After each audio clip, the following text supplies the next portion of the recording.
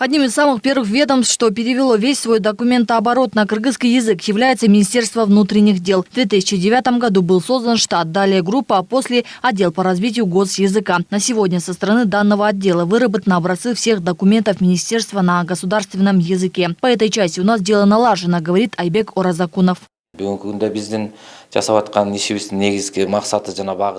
Вначале были трудности с переводом некоторых команд и профессиональной терминологии. Мы опасались, что все это останется только на бумаге. Проводили с отделами других силовых структур собрания, на которых обсуждали профессиональную терминологию и ее перевод. Так результаты не заставили себя ждать, и нам удалось внедрить госязык в систему документооборота. У нас в министерстве в каждом компьютере внедрены кыргызские шрифты, поэтому мы не испытываем трудности при ведении документации.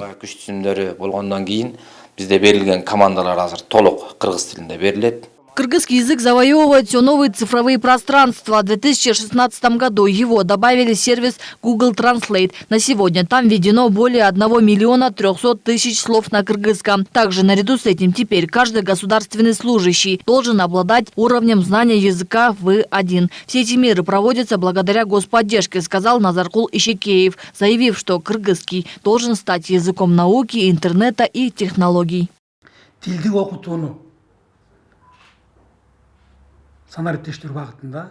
Язык – это, образно говоря, сердце и код нации. В зависимости от того, насколько госязык будет в сердце и в мыслях каждого гражданина, он в обязательном порядке найдет свою национальную принадлежность. А кыргызский язык носит название одноименной нации – страны. С языком неразрывно связана вся история страны. Поэтому мы его должны беречь и развивать.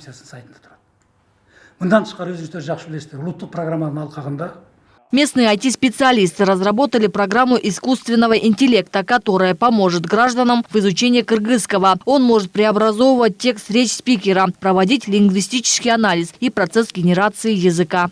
В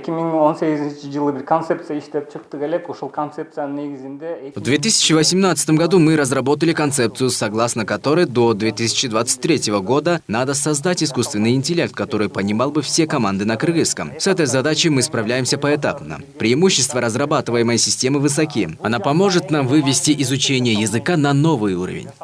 Используя опыт и имеющиеся знания по изучению родного языка и применяя цифровые технологии, надо развивать и улучшать деятельность госорганов, говорят специалисты. Ведь именно язык является богатством народа.